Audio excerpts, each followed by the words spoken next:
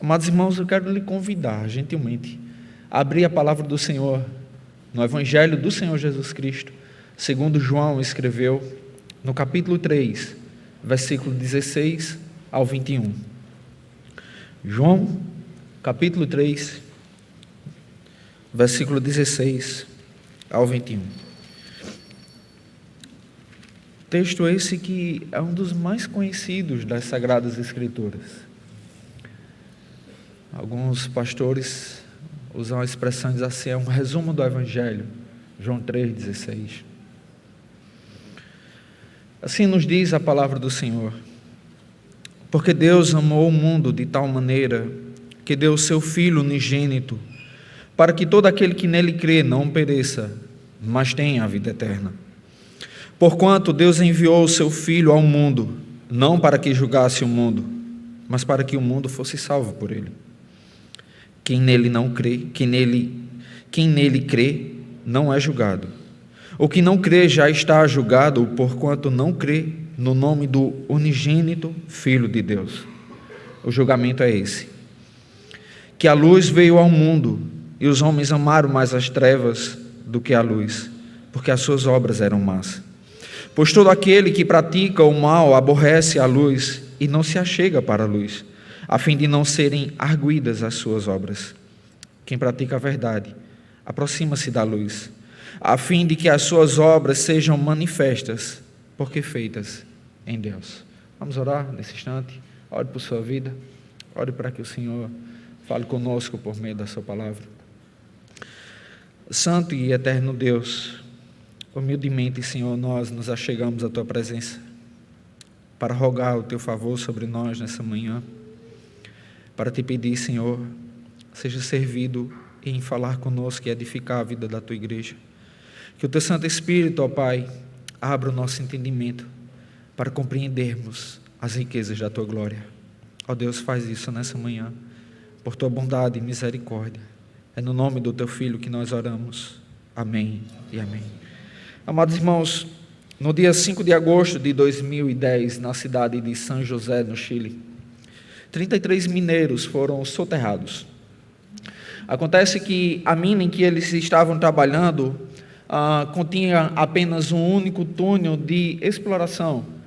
E houve um acidente, houve um desmoronamento, e fez com que uma grande rocha se desprendesse e fechasse aquele túnel que dava acesso tanto ao lugar da estação como também à superfície. Aqueles mineiros ficaram impedidos de retornar, de sair do lugar onde eles estavam.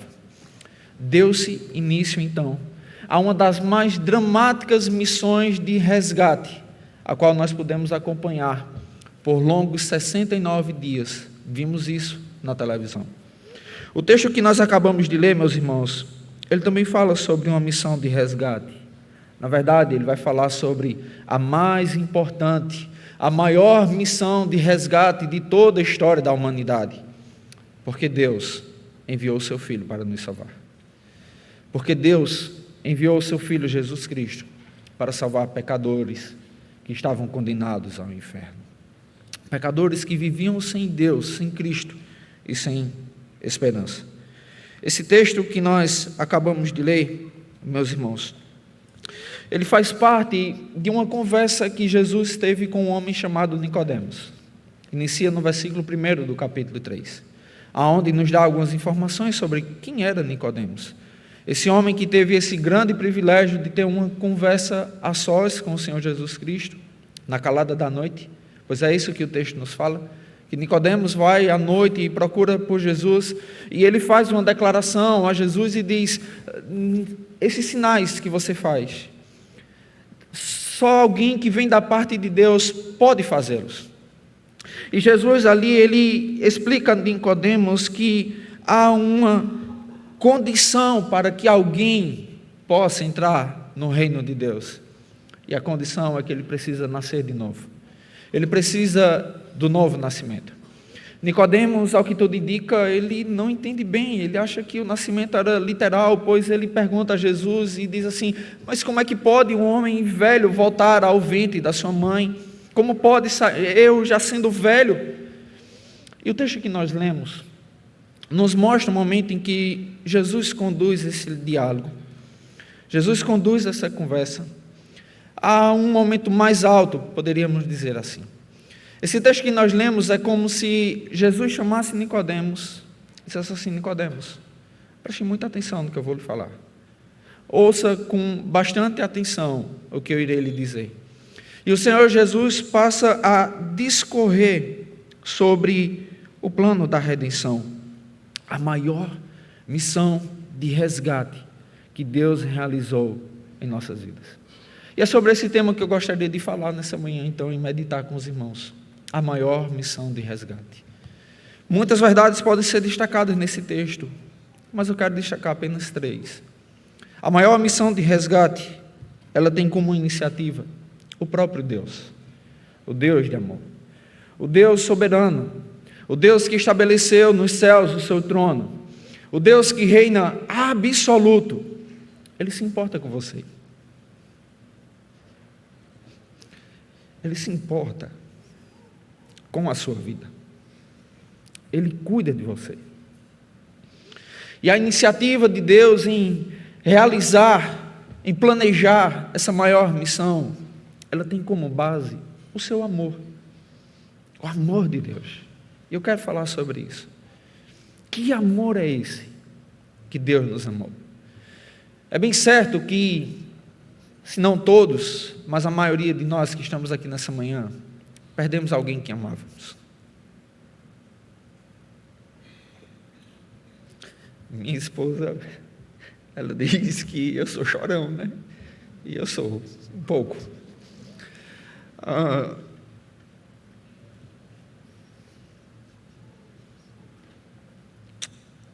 E por mais amor que nós tivéssemos por alguém que nós perdemos, nós não conseguimos trazê-la de volta. Mas o amor com que Deus amou a mim e a você, ele é um amor que ressuscita os mortos. Não só fisicamente, espiritualmente. É o amor que traz esperança para aqueles que já não sabem mais o que fazer. É o amor que traz alegria e felicidade para aqueles que estão sem rumos, para aqueles que estão entristecidos. E João nos diz que o amor de Deus, Deus amou ao mundo. O mundo aqui não se trata da criação, no sentido de as árvores, os pássaros, a lua, o sol, mas a humanidade. Não de forma universal, mas Deus amou a pessoas de todas as nações, de todos os lugares, os mais longínquos, os mais remotos, mas os mais próximos e os mais acessíveis. Deus amou os reis, os príncipes, pessoas revestidas de autoridade. Deus também amou os mais simples, os mais nobres, os grandes empresários e o mais simples empregado. Deus amou as crianças, os jovens, os adultos, os idosos. Deus amou a todos. Mas por que Deus decidiu nos amar? Eu não sei se você já parou para se perguntar sobre isso. Por que Deus decidiu amar alguém como eu e como você? Não é por conta do nosso perfume. Não é porque o meu perfume, o seu perfume, é agradável às suas narinas. Deuteronômio capítulo 7 diz que não é porque nós somos os povos maiores e melhores da terra. Nós não temos o que oferecer a Deus. É bem verdade que quando você quer conquistar um grande amor na sua vida, você se arruma, você se perfuma e você faz todos os esforços possíveis para conquistar. Mas isso não funciona com Deus. Não adianta uma maquiagem, não adianta um perfume. O amor de Deus por mim, por você, amados irmãos, ele é um amor livre e incondicional. Deus incondicionalmente decidiu me amar e amar a você, e fazer de mim, de você, objeto do seu amor, para manifestar em nós a beleza do seu Filho, para manifestar em nós a sua glória. O amor de Deus por mim e por você não é uma mera declaração, como geralmente nós falamos, né? Eu te amo.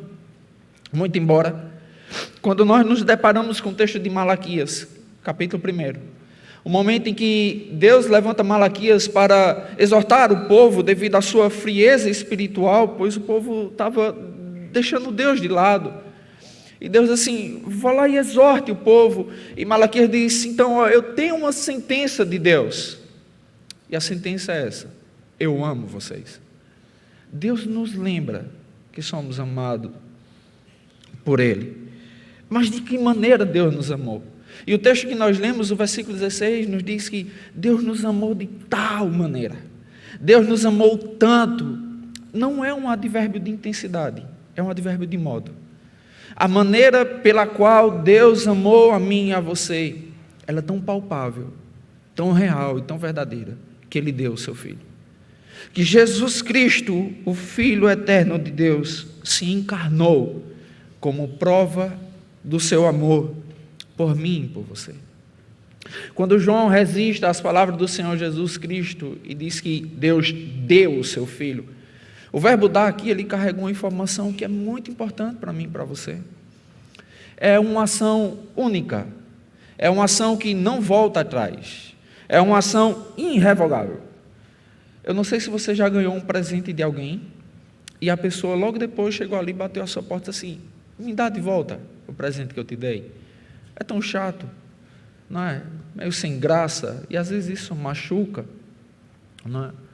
Mas Deus, amados irmãos, Ele deu o seu Filho unigênito, seu Filho único, da mesma essência, poder, majestade e glória. Ele fez isso em nosso favor. Deus, Ele decidiu, por amor a mim e a você, abandonar o seu Filho sobre um madeiro, lançando sobre eles as chagas do meu pecado e do seu pecado. Deus fez o seu Filho enfermar pela minha causa e por sua causa. E mesmo sabendo que do sofrimento que o Filho passaria, Deus não revogou a decisão de enviar o seu Filho. Deus não retrocedeu, mesmo tendo ouvido o pedido do Filho, quando Jesus disse assim, Pai, se for possível, aparta de mim esse cálice. Deus não retrocedeu um centímetro sequer, por uma razão, para que o seu amor fosse conhecido por mim e por cada um de nós que estamos aqui. Amados irmãos, entendamos que o amor de Deus por nós é livre e gracioso. Nós não ordenamos a Deus, nós não temos como barganhar com Deus, nós não podemos persuadir a Deus para que Ele ame-nos, para que Ele tenha afeição por nós, por uma simples razão: nossas mãos estão vazias, nós não temos recursos, nós não temos um sinalizador em nossas mãos, nós não temos uma corda para lançar e dizer, Senhor, eu estou aqui. Mas não somente isso, o profeta Isaías nos diz que além de nossas mãos estarem vazias, elas estão manchadas de sangue, elas estão manchadas de pecado, pecado esse que causa repulsa em Deus, que nos separa eternamente da presença do nosso Deus. Contudo, amados irmãos, o apóstolo Paulo nos fala de um grandioso milagre. Deus decidiu nos amar. Deus decidiu enviar o seu Filho por nós, sendo nós ainda pecadores. Embora Deus conheça bem a mim e a você, conheça absolutamente tudo ao nosso respeito, ainda assim, Ele nos amou. Isso deve trazer para mim e para você nessa manhã consolo aos nossos corações, esperança aos nossos corações, por uma simples razão: não há amor maior do que aquele que incondicionalmente propõe a sua vida em favor das nossas vidas. Talvez você possa se perguntar: Como é que eu sei que eu sou amado por Deus? Como é que eu conheço o amor de Deus por mim? Olhando para Cristo. João Calvino, certa vez, ele disse que, olhando para Cristo, eu e você conhecemos o amor transbordante de Deus, o amor maravilhoso de Deus por mim e por você, manifesto na pessoa do seu Filho. O amor de Deus por nós em Cristo não é para fazer de nós as pessoas mais felizes do mundo, humanamente falando, os mais afortunados. Pois pode ser que nessa manhã você esteja passando por problemas pessoais, problemas no seu casamento, problemas de saúde, problemas emocionais. E talvez se pergunte, aonde está o amor de Deus por mim? Mas eu preciso lhe dizer algo. O amor de Deus, ele é um amor redentivo. Ele é um amor que nos livra de perecer eternamente. É isso que nos diz o versículo 16. Que Deus nos amou de tal maneira que deu o seu Filho unigênito, para que todo aquele que nele crê não pereça, não sucumba eternamente, mas para que ele seja salvo.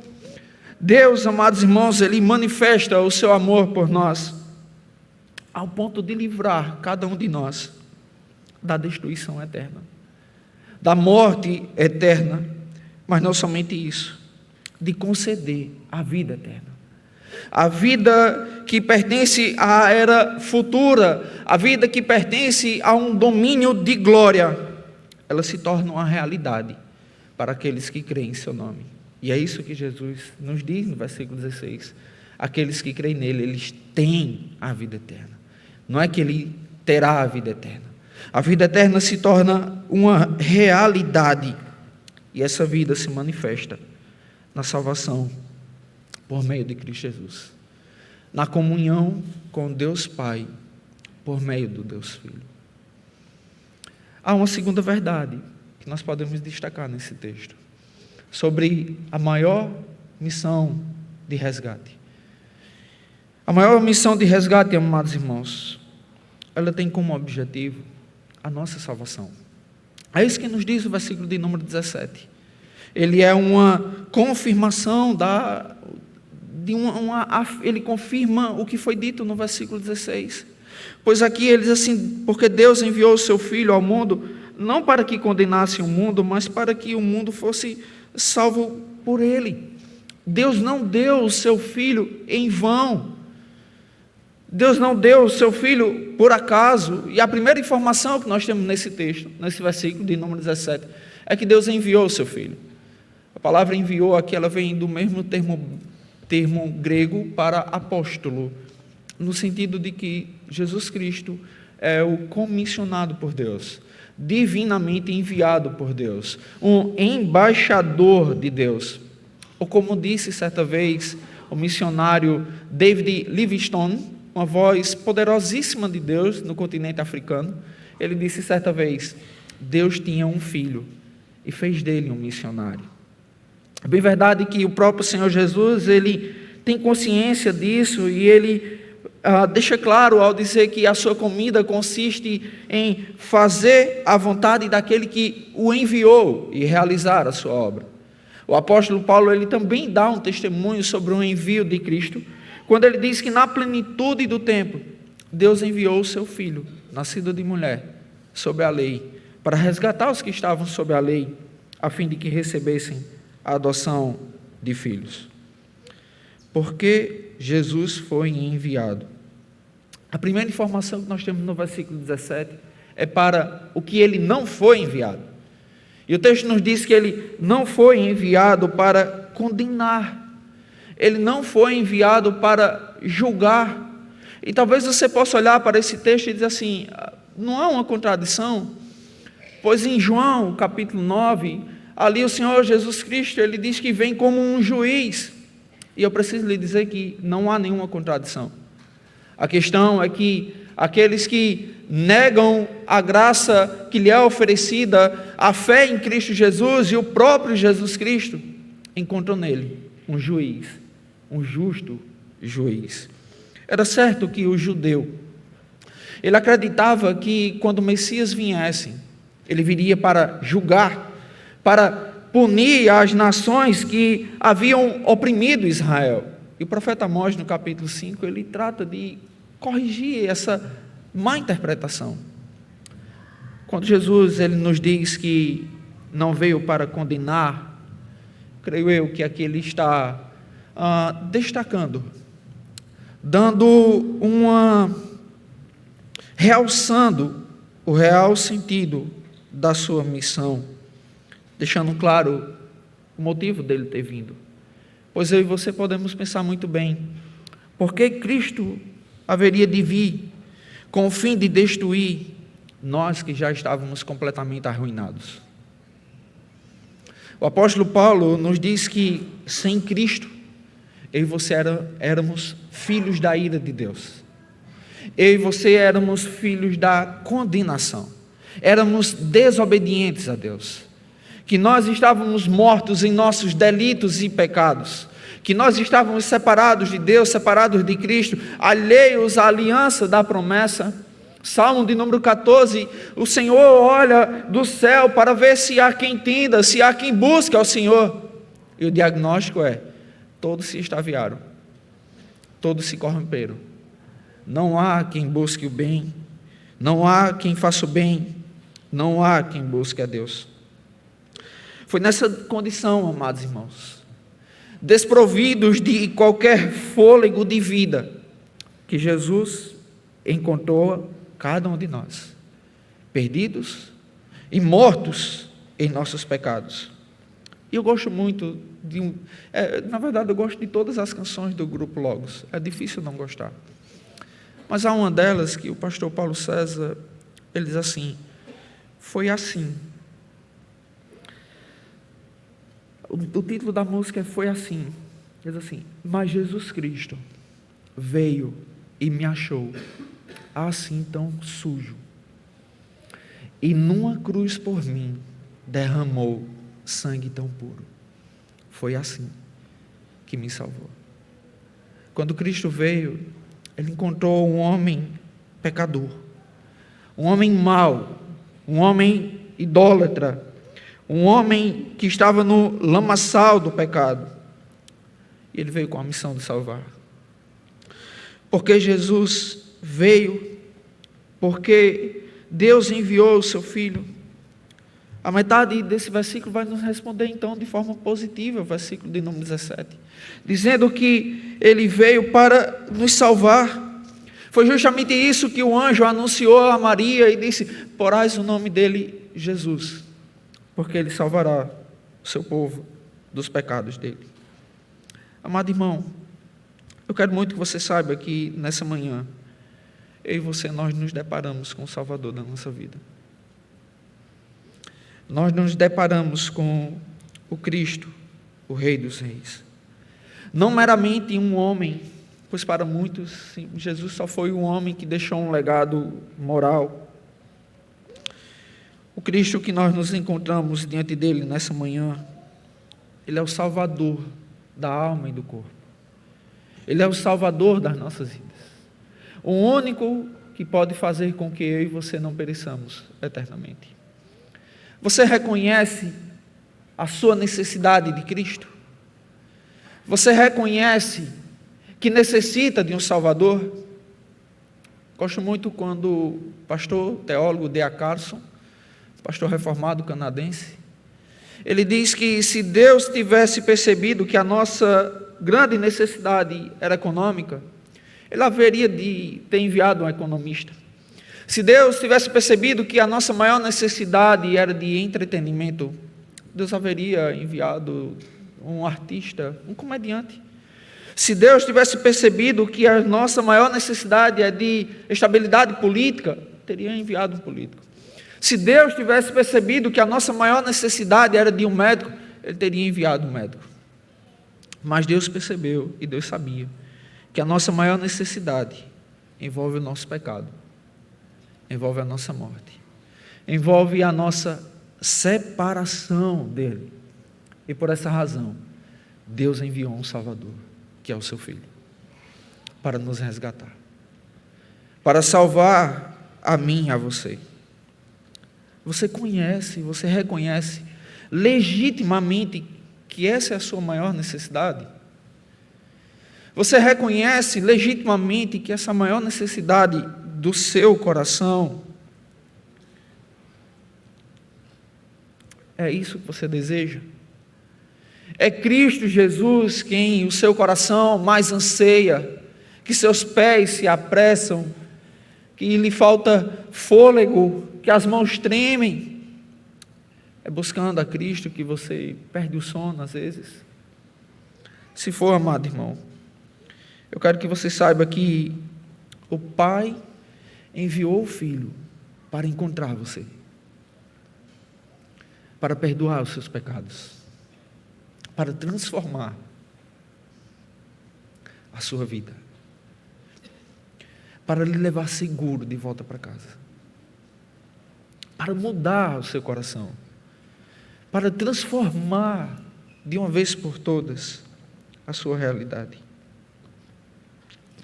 Há uma terceira verdade que eu quero destacar ainda nesse texto sobre a maior missão de resgate. Em terceiro lugar, ela é em favor daqueles que creem em Jesus Cristo. A maior missão de resgate é em favor daqueles que creem no Filho de Deus. E essa verdade está exposta a partir do versículo 18, quando ele nos diz que quem nele crê não é julgado. É bem verdade que o Senhor Jesus Cristo já havia dito isso no versículo 16, quando ele nos disse que veio para que todo aquele que nele crê não pereça, mas tenha a vida eterna. E o Senhor Jesus, ele estabelece um princípio muito importante para as nossas vidas aqui. E o princípio é a nossa fé nele. Crer em Jesus Cristo é mais forte do que a própria vida, por uma razão: porque nos liga à eternidade. Crer em Jesus Cristo é o único caminho para que eu e você possamos um dia estar na eternidade. Muitas pessoas, amados irmãos, elas se denominam cristãs pelo simples fato de crerem em Deus. É bom, é correto isso? É sim. Precisamos crer em Deus, sim. Mas não podemos esquecer, e você não pode esquecer, que até os demônios creem e tremem. Mas para que o meu coração e o seu coração não ficasse angustiado, o Senhor Jesus Cristo, ele disse: não se angustie o vosso coração, crede em Deus, crede também em mim. E aí eu me lembro da confissão de Pedro, quando ele disse: nós temos crido e conhecido que tu és o Santo de Deus. Será que temos crido assim em Jesus Cristo? Será que Cristo de fato tem sido o objeto da nossa fé? Eis uma singularidade da fé cristã: somente Cristo e mais ninguém. Nem eu, nem você, nem nossos recursos, nada. Somente Cristo Jesus. E por que crer em Cristo Jesus é o bastante para que eu e você sejamos salvos? Porque Cristo é suficiente. Porque em Cristo há copiosa redenção. Porque somente Cristo Jesus levou a culpa do meu pecado e do seu pecado. Porque somente Cristo na cruz derrotou o poder da morte. Somente Cristo na cruz nos libertou das amarras do diabo. Somente Cristo na cruz levou sobre si a minha condenação e a sua condenação. De modo que ninguém encontrará a verdadeira salvação se não encontrar o verdadeiro Salvador, que é Jesus Cristo, o Filho eterno de Deus. Pois sobre ele caiu a justiça de Deus, e ele nos cobriu com a sua justiça e nos tirou do lamaçal do pecado. E por que Cristo fez isso? Numa manhã como essa, eu e você podemos nos achegar à presença de Deus e podemos nos apresentar diante de Deus dizendo: Senhor, eu não tenho nada para te oferecer, eu não tenho recurso nenhum, até porque Deus não precisa dos nossos recursos.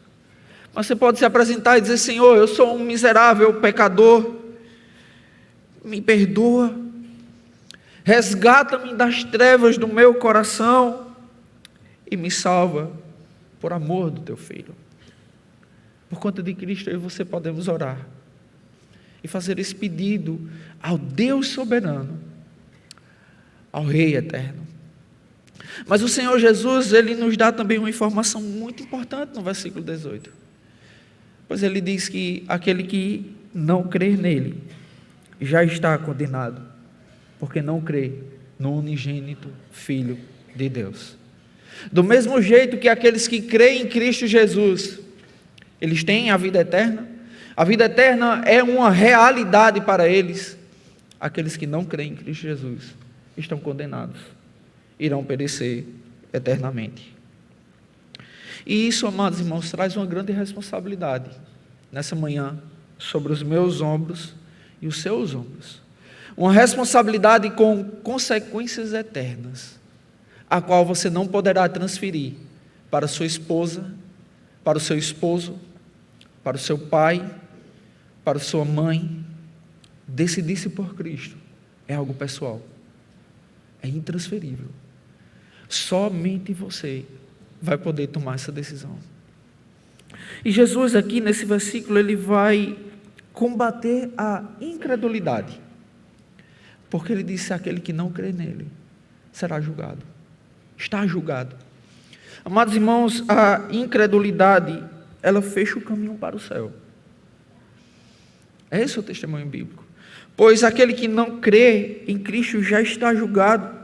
Aquele que não crê no Filho não verá a vida, mas sobre ele permanece a ira de Deus. O próprio Senhor Jesus disse que se nós não crermos nele, nós morreremos em nosso pecado. E a incredulidade, ela não escolhe idade. Se você não tomar conta e não cuidar bem dos seus filhos, com tantas coisas que têm acontecido aí, fácil. Ele muda a sua casa, o seu lar.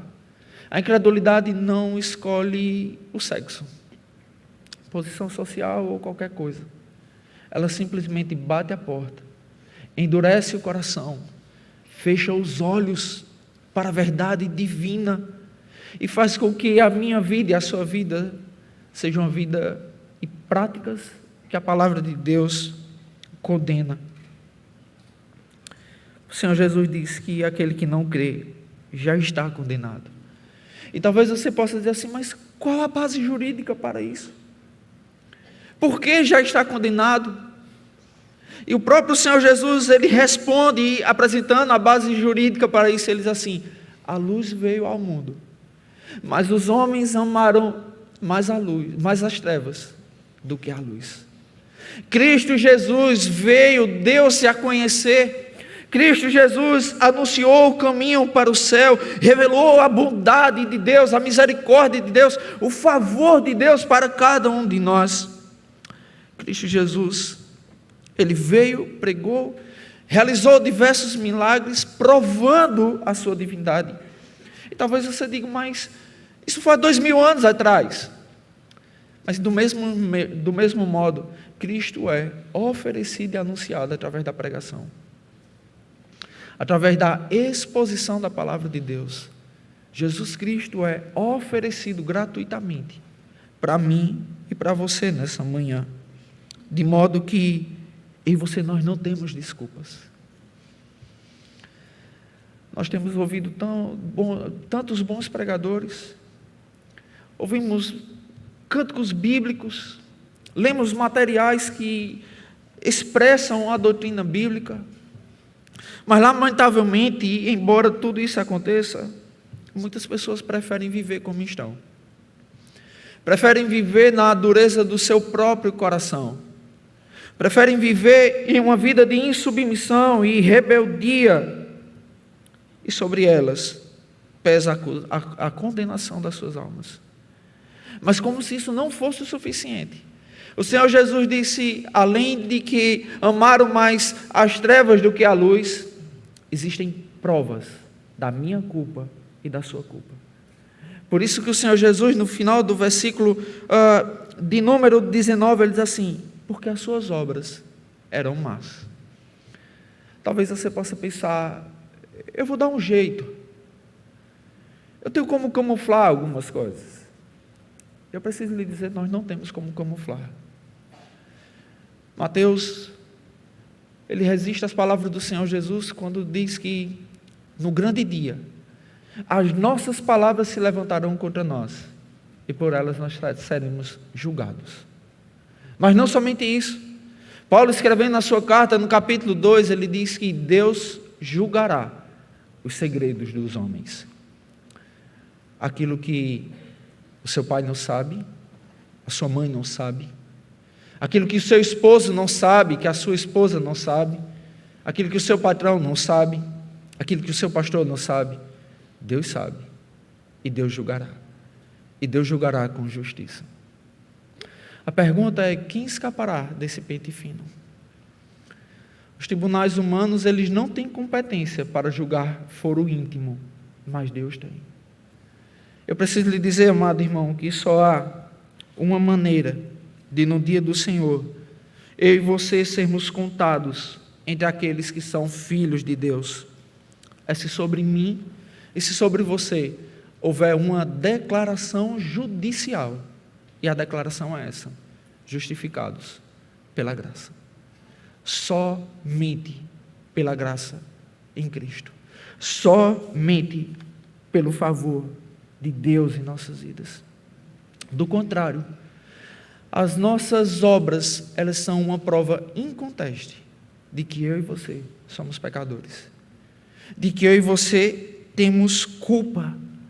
Nós estamos desprovidos de qualquer bem espiritual sem Cristo, de qualquer fonte espiritual, de modo que o Senhor vai dizer no versículo de número 20 e no versículo de número 19 e 20, afirmando que aquele que pratica o mal, ele odeia a luz, ele odeia a presença de Deus por uma razão: ele não quer ser exposto à sua própria vergonha, a miséria do seu pecado.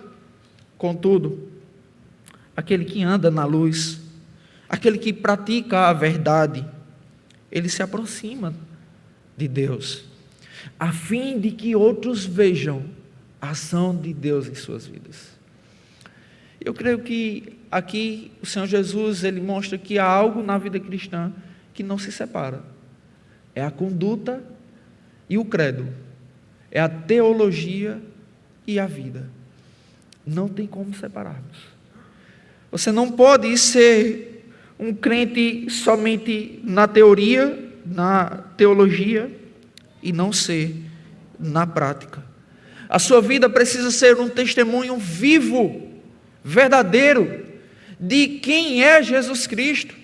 De que a sua vida agora ela não pertence mais a você, mas pertence ao Rei dos Reis. Alguém certa vez disse: se Cristo estiver na minha casa, logo meus vizinhos perceberão. Logo meus vizinhos irão notar. Cristo precisa estar presente, amados irmãos, no momento em que nós estamos trabalhando, no ambiente do trabalho.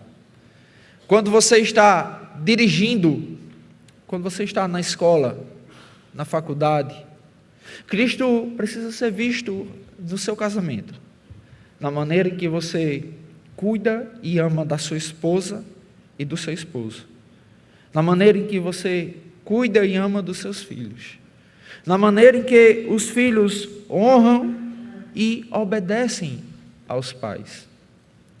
Mas caso, amado irmão, a sua vida esteja destoando da sua teologia, a sua conduta esteja destoando do seu credo, eu quero lhe fazer um convite nessa manhã. E o convite é: ore por sua vida. Apresente-se diante do Senhor. Busque em Deus o perdão dos seus pecados. Busque no Deus que enviou eterna redenção. Busque no Deus que enviou o seu Filho o perdão. Peça que Deus lave o seu coração. Por isso, amados irmãos, tem outra pergunta muito pessoal. Você deseja vir a Cristo?